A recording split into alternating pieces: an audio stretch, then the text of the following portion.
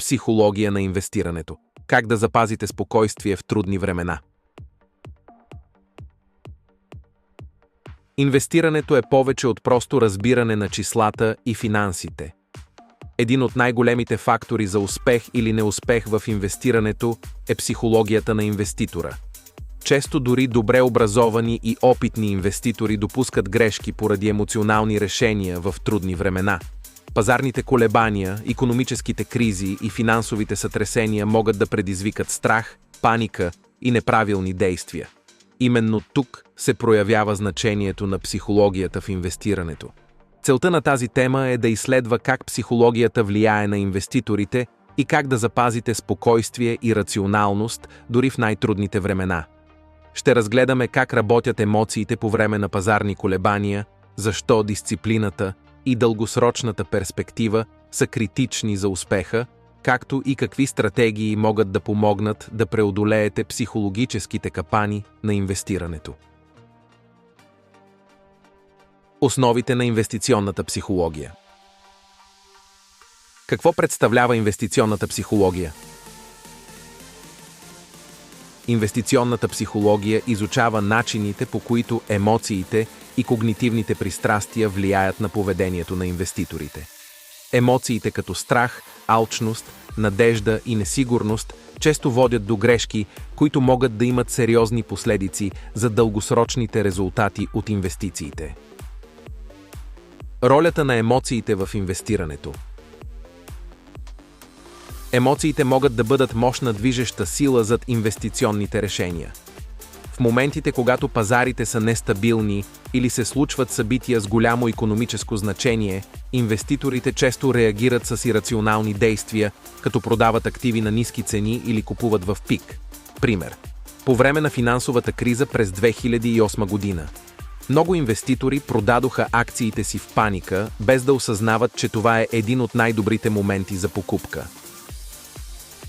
Алчност и страх – основните емоции при инвестиране. Алчността и страхът са двата основни фактора, които движат повечето инвеститори. Алчността води до прекомерен риск, докато страхът кара инвеститорите да действат прибързано и да избягват рискове, дори когато това не е оправдано. Основни когнитивни пристрастия в инвестирането. Пристрастие за потвърждение. Една от най-честите грешки, които инвеститорите правят, е търсенето на информация, която потвърждава техните предварително изградени убеждения, вместо да търсят обективни данни. Това води до вземане на решения на база изкривена информация. Пример. Инвеститор, който вярва, че дадена акция ще се повиши, може да игнорира предупредителните знаци и да търси само новини, които подкрепят това му убеждение. Пристрастие за загуба.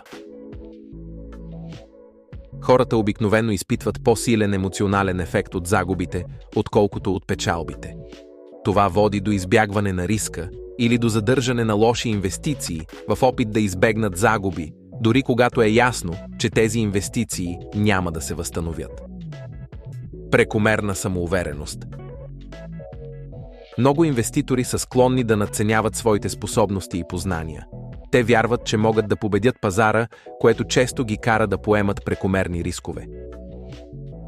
Как да запазите спокойствие по време на пазарни сътресения? Значението на дългосрочната перспектива. Едно от най-важните неща, които трябва да имате предвид като инвеститор, е, че пазарите се колебаят. Няма да избегнете спадове, но успехът ви зависи от това как реагирате на тях. Историята показва, че пазарите се възстановяват след кризи и тези, които остават спокойни и продължават да инвестират, са тези, които печелят в дългосрочен план. Пример. През 1929 година, по време на голямата депресия, пазарът се срина с 89%, но тези, които запазиха своите акции, видяха възстановяване през следващите десетилетия. Емоционален контрол и рационално мислене. Когато пазарите се сриват, най-добрата реакция е да се придържате към предварително изработен план. Емоционалните решения водят до панически продажби и до пропуснати възможности. Един от начините да контролирате емоциите си е да разчитате на факти и данни, а не на усещания. Значението на диверсификацията.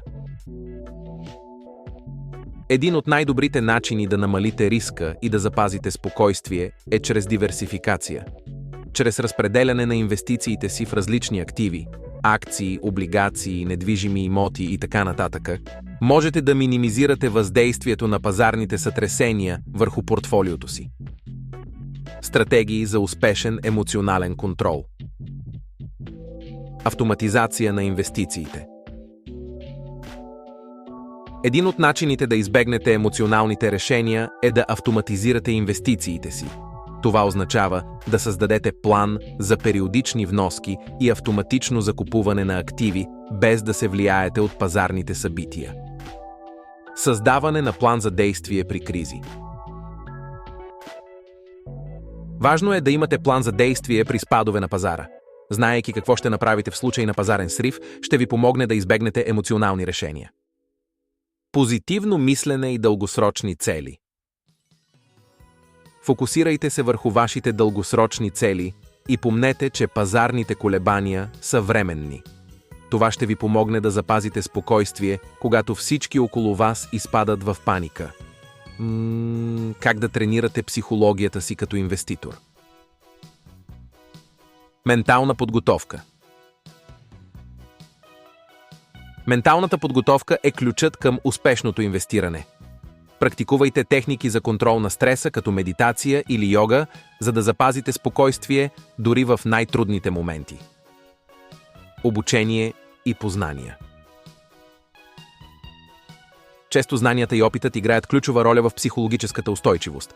Колкото повече разбирате как работят пазарите, толкова по-малко сте склонни да реагирате емоционално.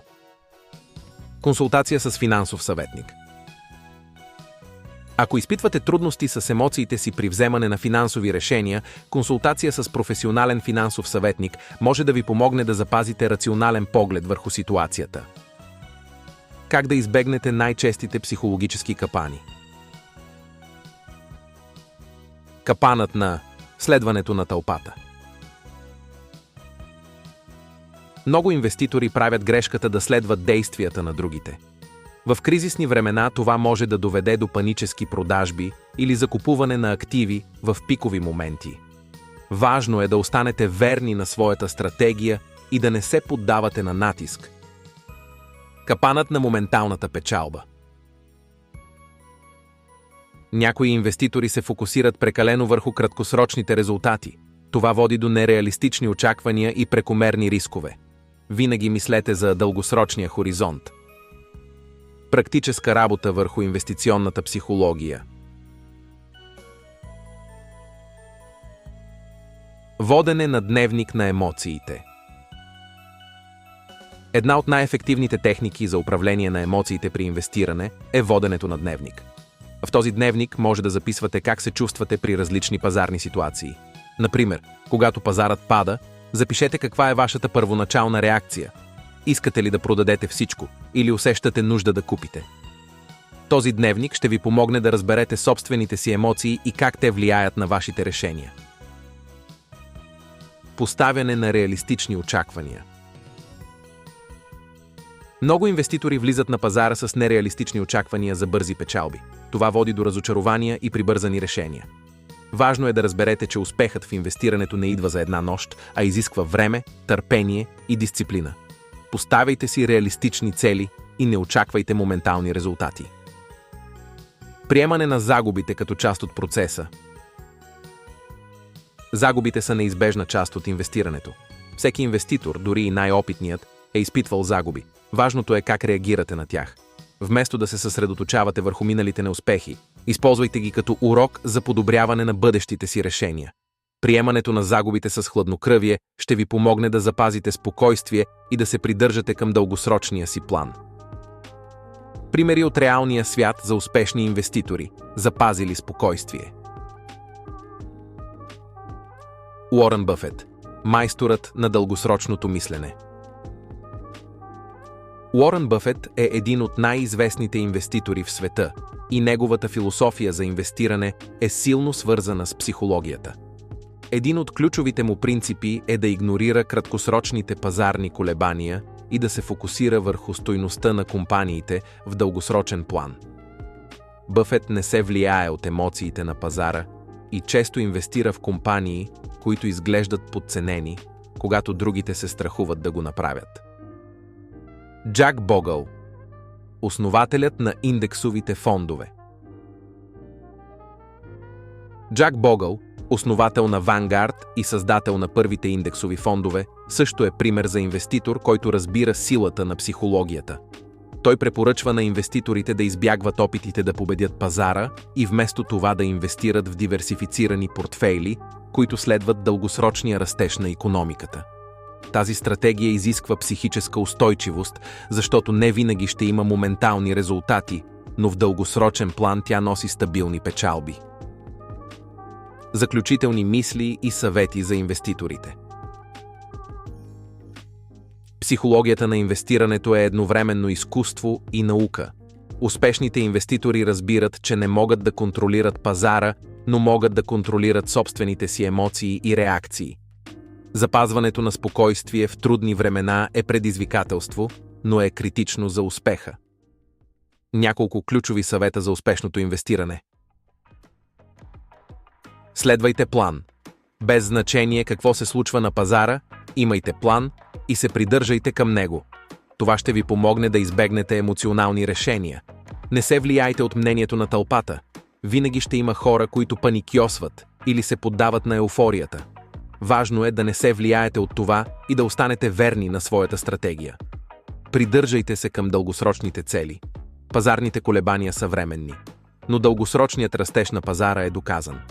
Фокусирайте се върху крайната цел и не се поддавайте на краткосрочни емоции. Учете се от грешките си. Всеки инвеститор прави грешки. Важно е да се учите от тях и да продължите напред. Работете върху психологията си.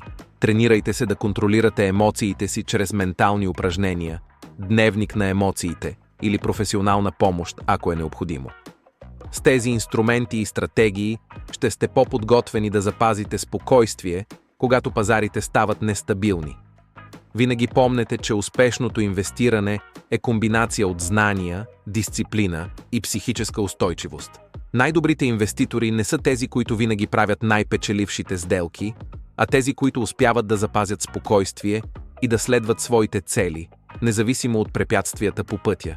Инвестирането не е само финансово решение, то е психическо предизвикателство. Справянето с емоциите, оставането на дисциплиниран и фокусиран върху дългосрочните цели са ключови за успешното инвестиране. Психологията играе огромна роля в това как реагираме на пазарните промени. И разбирането на собствените емоции може да бъде определящ фактор за това дали ще успеем или не. В трудни времена, когато пазарите се сриват и несигурността расте, най-важното е да останете спокойни и да не се поддавате на паника. Създаването на ясен инвестиционен план, придържането към дългосрочната перспектива и приемането на колебанията като неизбежна част от процеса ще ви помогнат да се справите с трудностите по пътя към финансовия успех. Психологията на инвестирането не е нещо, което се учи за един ден. Тя изисква постоянна работа върху себе си, трениране на дисциплината и развиване на ментална устойчивост. Колкото по-добре разбирате собствените си реакции и как пазарът функционира, толкова по-малко вероятно е да попаднете в капаните на емоционалното инвестиране. Успешният инвеститор не е този, който избира най-добрите акции, а този, който успява да взема разумни решения, дори когато всичко около него изглежда хаотично. В заключение запомнете, инвестирането е маратон, не спринт. Ако останете съсредоточени върху дългосрочните си цели, придържате се към добре обмислен план и управлявате емоциите си, имате голям шанс да постигнете финансова независимост и успех. И макар че пазарните сътресения могат да изглеждат страшни, те често са временно препятствие по пътя към по-добри възможности. Както казват опитните инвеститори, възможностите се крият в хаоса.